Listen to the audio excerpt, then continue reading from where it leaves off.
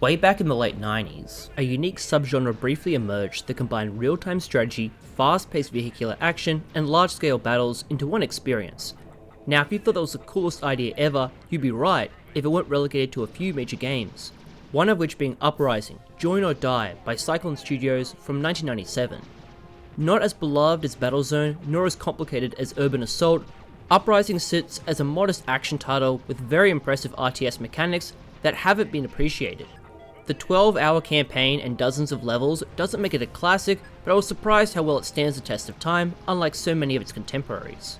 The story is non-existent. You're part of a rebellion against an interstellar empire and must clear planets of Imperial forces to win. The campaign progresses through different systems you clear out before the final level. Characters are entirely absent outside the manual, unit personalities and their battle cries and jokes, and the tutorial missions, which are pretty good in explaining the mechanics. The basics is that you control a hover tank, dubbed a Wraith, that zooms around killing enemies, building bases, and leading allied troops. Most of the levels involve wiping out Imperial forces and destroying defenses, facilities, and command structures. The initial simplicity of Uprising is one of its greatest advantages. You quickly master the Wraith before the difficulty of managing armies is introduced. The controls for movement are easily remappable to a WSAD layout in the options, alongside having mouse look support. Additional buttons control your units and switch weapons. There's also 4 modes to set the Wraith: speed, armor, weapons, and a balance of all 3. It's very easy playing Uprising as a fast-paced hover tank shooter, strafing across the terrain and gunning down enemies with the decent selection of weapons. There's the Wraith's rapid-fire laser, flamethrowers and mines for infantry, missiles and grenades against vehicles, mortars when attacking buildings, and miscellaneous stuff like health recharges and life-leeching guns. Besides the standard laser, they run unlimited ammo picked up from random airdrops, which can include health and spare lives. There's a negligible life system since you can always save on missions, but respawning back at base is sometimes faster than backtracking. Your Wraith's strength, survivability, and the weapons themselves are unlocked and upgraded by the pre-mission store using credits earned from the levels.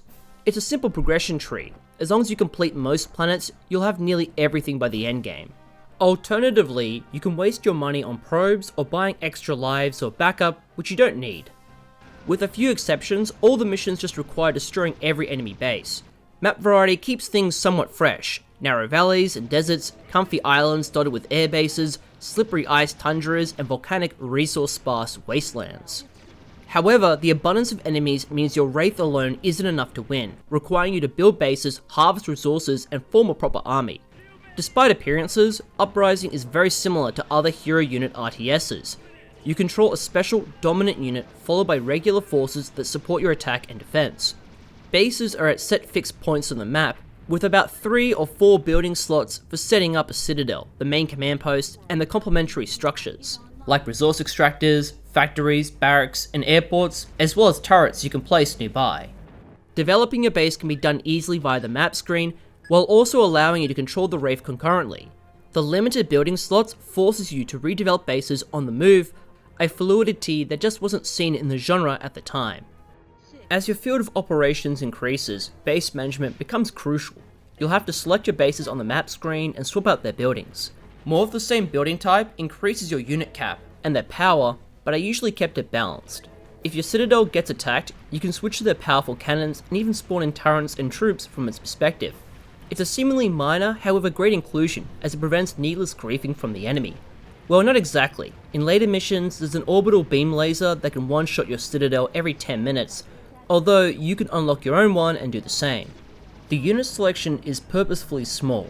Infantry are weak but cheap and can destroy buildings. Tanks are good against infantry and other tanks only.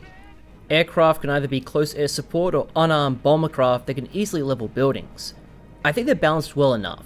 You can't win on the back of any one unit, and they can be upgraded like your Wraith between missions, although so does the enemy, negating any discernible improvement unless replaying older levels.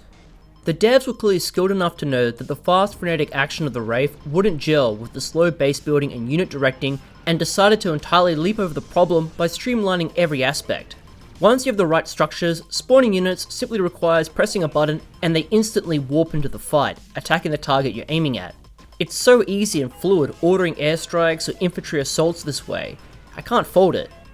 At 25 years old, it's still impressively cool how instantaneous large-scale battles are without the engine breaking a sweat. After a battle, you can despawn units, recovering resources, albeit tedious as you have to click on each one. As fun as it is, there's a lack of additional simple commands like follow or changing targets, nor can you drag select units on the map screen like an urban assault, so there were always tons of spare infantry and tanks milling around.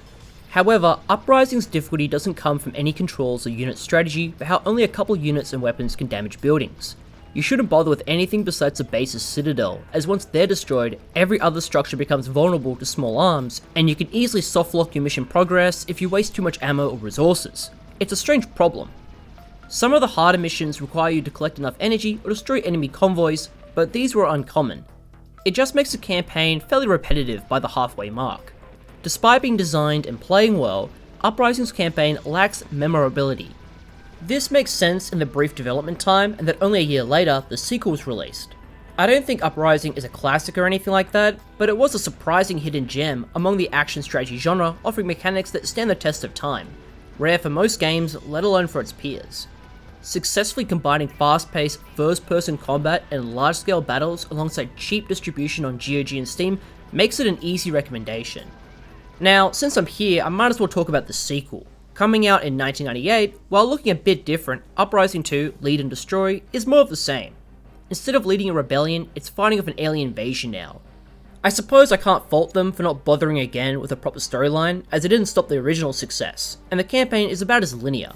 An improvement are the cutscenes before and after the level, and added decent voice work for updates during the missions. They're only several seconds long, but they're all unique. The design of the missions are mostly the same. Capture and defend bases while completing a couple set objectives, with secondary tasks for added cash and unlockables like destroying factories, convoys, or securing intel. Map design and layout feels smaller and less open. Lots of canyons and alleys that funnel you from base to base. Instead of wide open spaces, you'll awkwardly move through fortresses and ravines surrounded by unassailable walls. Although it's less flat than the original, it feels so much more gamier now, like an average 5th gen platformer. Perhaps this all makes sense when considering the PS1's port's narrow design, which possibly seeped into the sequel here. The Wraith has a low FOV first-person view and a comfortable third-person alternative that you stick to. The weapons have nice feedback and punch, and are all effective against buildings and enemies. It is strange that neither game had a dedicated anti-armor or anti-air rolls for the weapons. The ample pickups, bases to repair at, and upgrades reduces the first game's difficulty quite a bit. The map now shows where enemies are, simplifying defense. Spawning units and buildings is faster, and you can order them to attack or guard targets. I don't know how intelligent they are, but they were competent in destroying enemies and bases, and repeating catchphrases, and that's what counts. The campaign difficulty picks up a bit when the enemy count dramatically increases, which easily overwhelm your defenses. You'll be skeeting between waypoints, dodging enemy attacks, and frantically defending your positions. The third-person view and effective weaponry makes combat active and enjoyable despite the enclosed arenas. Yet it's all for naught once you buy the tactical nuke for a paltry sum. Popping just 2 of them down will level entire enemy fortifications and armadas.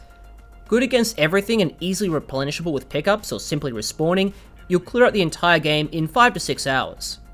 It makes all the other base, unit, and weapon upgrades redundant in the comparative scratch damage. The campaign occasionally throws a curveball by avoiding enemy alerts or having no backup, yet I never failed a mission or ran out of lives. The only hindrance was the game crashing occasionally, so save often. Arguably designed worse and less appealing in its murky environments, Uprising 2's explosive weaponry, shorter length, and climactic cheering on from your troops in the finale left a slightly better impression than I expected. The instability issues were less impressive, balancing the Uprising duology as decent strategy action titles. Both games are cheap and go on sale on GOG and Steam. You could do much worse for a few dollars. The Uprising series isn't classic, yet it holds up well decades later in their innovative mechanics and streamlined design. I can easily see an intrepid dev being inspired to renew this oft-forgotten subgenre, and I'll be happy to play it when that day comes.